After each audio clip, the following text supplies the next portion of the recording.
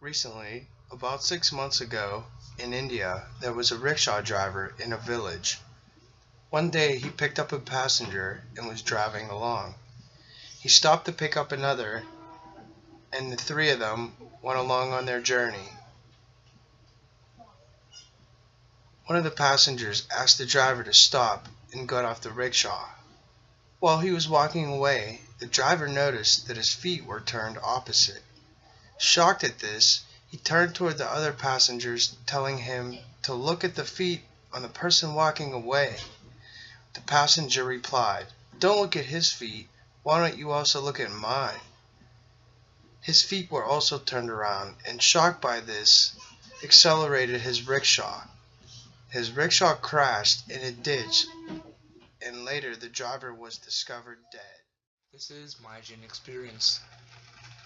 It was 1992 and my wife and I were traveling from Victoria, Australia to Queensland in our small car. At the time, I was also very much into satanic ritual and channeling beings from the Necronomicon often at night. At home on my own when the children were staying with their grandmother and my wife was at work at the night shift. This particular occasion was around September and a mild, cool evening. We were driving on the Newell Highway through southern North New Wales, Australia, when we decided to pull over and have a sleep for the many hours drive. We drove through the town of West Wyalong and then headed out onto the open highway and out to the wastelands of Australia, which generally ran as far as the eye could see for hundreds of miles.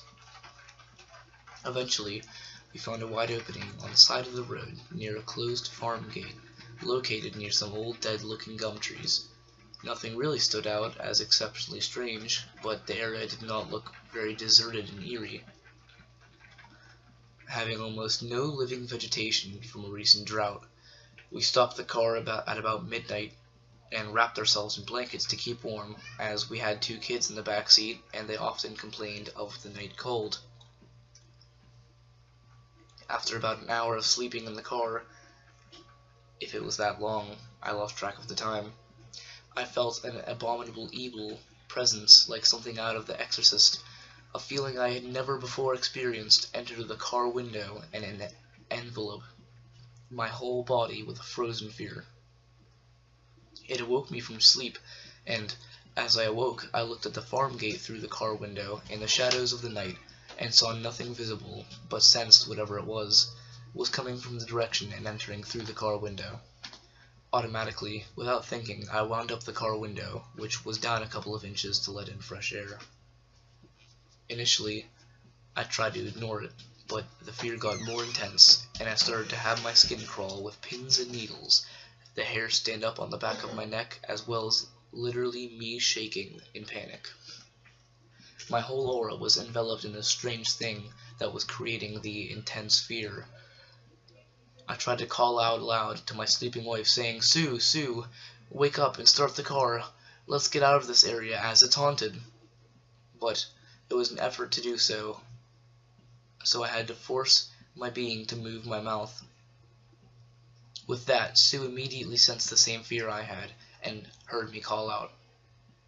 She started the car and we were like rats up a drain pipe leaving the area. The kids were okay, but shaken with the incident, as it was primarily me that got the blunt of the attack. We noticed that the entity was chasing still with us in the car for about a kilometer or two up the highway before this fear slowly subsided. We drove the rest of the night without a break other than to stop for fuel and food. As we drove into the distance, I told Sue that we had been in his territory and it did not like us. She agreed and kept on driving. Upon getting to Queensland the next day, I told my parents, who were also into psychic phenomena and UFOs, and they sensed it that was an evil spirit of some sort, and we had inadvertently done was parked in his territory without realizing. Like animals, spirits can be very territorial, and if you are on their property, it will attack you just as a dog would when you enter their territory. When we returned to Victoria a couple weeks later, we drove past the very same spot on the highway during the dusk of the evening, and got a better look of the physical appearance. The place looked like a deserted farm property, with a wide but rusted gate connected to the wooden wire fence line, having an overgrown driveway with dead trees and dry, yellow grass only. The only life there was a few ravens, who were often seen as omens and appear at times around the dead. When driving past, I got an eerie presence about not saying to sightsee, as that would bring on trouble. When we got home, and I was on my own a couple nights later, and had a male friend come over who experienced first-hand UFO experiences, and I told him of the encounter.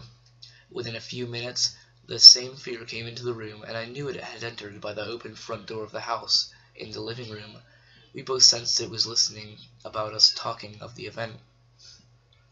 My friend sensed the same fear as I did, so we changed the subject onto something else. What it did teach me was that one had to be very careful when around certain places and spirits, as they can produce in one such intense fear that one may inadvertently kill themselves and fall victim to the entire power once out of the body.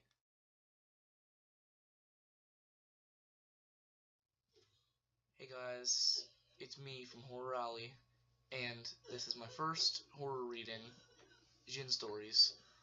If you enjoyed the video, please leave a thumbs up, maybe even subscribe.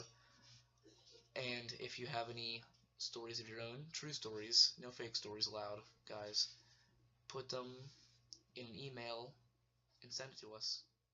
Sounds cool? Alright.